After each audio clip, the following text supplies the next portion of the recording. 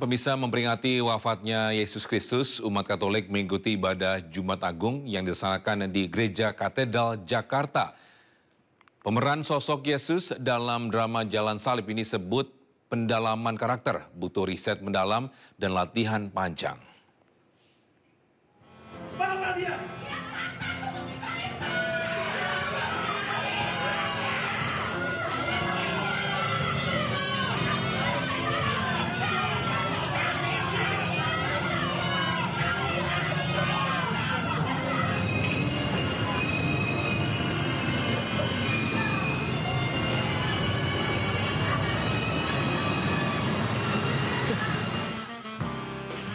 Umat Katolik menggelar ibadah Jumat Agung di Gereja Katedral Jakarta dalam momen memperingati wafatnya Yesus Kristus.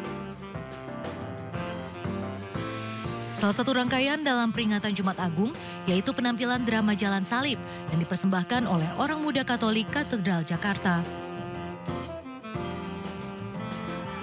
Seluruh pemeran dalam drama Jalan Salib menarik perhatian karena bisa memberikan penampilan yang sangat baik. Dialog dan adegan yang disampaikan bisa menyentuh hati para jemaat yang menyaksikan drama Jalan Salib. Apalagi saat adegan Yesus yang harus rela menerima penyiksaan. Butuh waktu yang sangat panjang untuk persiapan para pemain melakukan pendalaman karakter, riset, dan juga latihan. Kita latihan selama 6 bulan lebih. Iya. Mas, untuk pendalaman karakter itu sendiri ini bagaimana, Mas? Untuk pendalamannya, pertama saya akan tentu riset yang mendalam ya, di mana saya sebagai seorang Katolik juga berperan sebagai Yesus tidaklah mudah, di mana kita harus berbagi referensi bahkan dari sosok Yahudi, bagaimana Yesus di mata mereka itu seorang Yesus itu seperti apa, bahkan kita harus mengenali bagaimana wilayah yang mereka tempati sehingga kita bisa memerankan Yesus dengan baik seperti itu. Jalan Salib tahun ini bertajuk Mater Purisima yang berarti ibu yang sangat suci, di mana mengangkat cerita tentang Bunda Maria yang hatinya terluka melihat putranya Yesus Kristus sengsara. Dari Jakarta, Hamzah Hasibuan, Ahmad Putra, iNews melaporkan.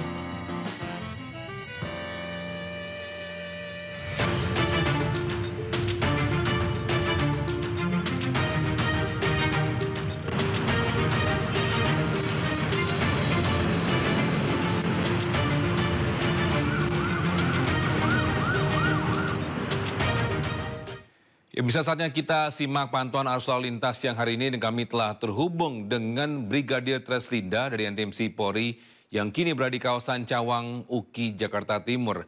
Selamat siang Brigadir Treslinda, bagaimana pantauan arus lalu lintas dari tempat Anda melapor? Silakan. Ya baik, terima kasih Togi dan pemirsa. Saat ini saya berada di kawasan Cawang, UKI, Jakarta Timur. Seperti yang Anda saksikan saat ini arus lalu lintas dari arah Kampung Rambutan yang akan mengarah ke arah Cililitan dalam keadaan ramai, cenderung tersendat di antrian traffic light, di mana antrian traffic light ini mencapai 100 meter dengan dominasi kendaraan roda 2 maupun roda 4. Kemudian untuk kendaraan yang akan mengarah ke Pancoran juga saat ini mengalami perlambatan kecepatan kendaraan. Yang Anda saksikan saat ini juga adalah kendaraan dari Cililitan yang akan mengarah ke Halim, di mana baru saja lepas dari antrian traffic light. Dominasi kendaraan pada siang hari ini juga lebih didominasi dengan kendaraan pribadi. Kemudian untuk kendaraan yang akan mengarah ke Pancoran dalam keadaan ramai lancar. Namun antisipasi dengan kegiatan kendaraan angkutan umum yang menaikkan dan menurunkan penumpang di median jalan. Pada siang hari ini tidak hanya kendaraan roda 2 dan roda 4, namun dominasi kendaraan juga lebih didominasi juga dengan kendaraan angkutan barang, terkhusus kendaraan yang akan mengarah ke arah Halim ini, di mana terdapat juga aktivitas bandara di Halim. Kemudian juga memang ada juga kendaraan yang akan masuk ke gerbang tol Cikampek, sehingga memang dominasi kendaraan angkutan barang pada siang hari ini juga akan terus ada sampai sore hari nanti. Untuk itu kami harapkan bagi pengendara roda 2 tentunya Anda selalu berhati-hati saat ingin menyalip kendaraan yang berada di depan Anda. Antisipasi pastinya saat Anda ingin menyalip dalam keadaan aman sehingga tidak terjadi kecelakaan lalu lintas.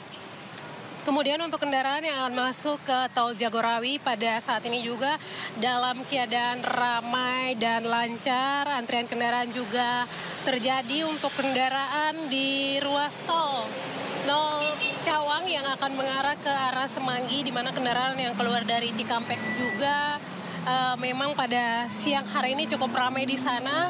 Untuk itu bagi pengguna kendaraan untuk selalu berhati-hati, jaga jarak aman kendaraan Anda, serta jaga batas kecepatan kendaraan Anda. Kami harapkan Anda untuk saling menghargai antar sesama pengguna jalan sehingga terciptanya lalu lintas yang aman dan juga lancar. Kemudian jadikan keselamatan di jalan sebagai budaya dan kebutuhan sehingga hal ini juga menekan tingginya kecelakaan lalu lintas yang sering terjadi melibatkan kendaraan roda 2 maupun roda 4 di jalan. Hal ini juga imbas dari kurang memperhatikan keselamatan bagi pengguna kendaraan tentunya di jalan raya. Dan bagi Anda yang akan melakukan aktivitas akhir pekan, tentunya periksa kembali keadaan kendaraan Anda dalam keadaan layak jalan, Anda sendiri dalam keadaan sehat. Tentunya rute-rute yang Anda pilih nantinya dalam keadaan baik untuk dilintasi sehingga perjalanan Anda berjalan dengan aman dan juga lancar. Bagi Anda yang akan mengupdate informasi-informasi seputar arus lalu lintas terkini, kami siap melayani Anda di 15169 ataupun melalui SMS center kami di 9119. Togi, kembali ke Anda. Silakan. Baik, terima kasih Brigadir Treslinda atas lapornya dari kawasan Cawang Uki, Jakarta Timur. Selamat bertugas kembali dan salam presisi.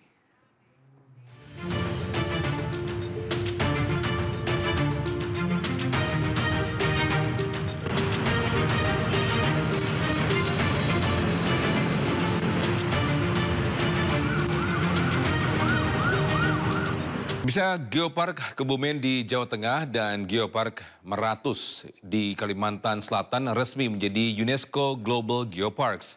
Masuknya Geopark Kebumen dan Meratus ke jaringan Geopark Dunia menambah daftar Geopark Indonesia yang diakui oleh dunia. Dewan Eksekutif UNESCO menambahkan 16 situs baru ke dalam jaringan UNESCO Global Geopark. 2 diantaranya berada di Indonesia, yakni Geopark Kebumen dan Geopark Meratus. Geopark Kebumen di Jawa Tengah menyimpan catatan penting mengenai sejarah geologi bumi dengan menampilkan formasi batuan tertua di Pulau Jawa. Salah satu titik utama di kawasan ini adalah situs Karangsambung, sebuah laboratorium alam yang memperlihatkan batuan dari batas samudra dan benua yang terbentuk sejak puluhan juta tahun yang lalu. Sedangkan Geopark Meratus di Kalimantan Selatan menyimpan catatan geologi yang menarik tentang evolusi tektonik kompleks yang dimulai sejak periode Jurasik sekitar 201 hingga 145 juta tahun lalu. Kawasan ini menjadi lokasi seri oviolit tertua di Indonesia serta memiliki kandungan berlian yang cukup signifikan. Geopark Meratus memiliki peran penting dalam pemulihan ekosistem bakau yang menjadi habitat utama bekantan. Saat ini sudah ada 12 geopark di Indonesia yang masuk daftar UNESCO Global Geopark, yaitu Geopark Batur, Belitung Ciletuh, Gunung Sewu, Ijen, Maros Pangkep, Merangin Jambi, Raja Ampat, Rinjani Lombok, Kaldera Toba, serta 2 terakhir Kebumen dan Meratus. Pemirsa, guna menjaga kesehatan dan daya tahan tubuh selama menjalankan ibadah haji di Tanah Suci, para calon jemaah haji perlu mempersiapkan fisik dan mengkonsumsi vitamin. Terutama para calon jemaah haji yang memiliki penyakit penyerta ini dihimbau untuk memakan atau membawa obat-obatan pribadi.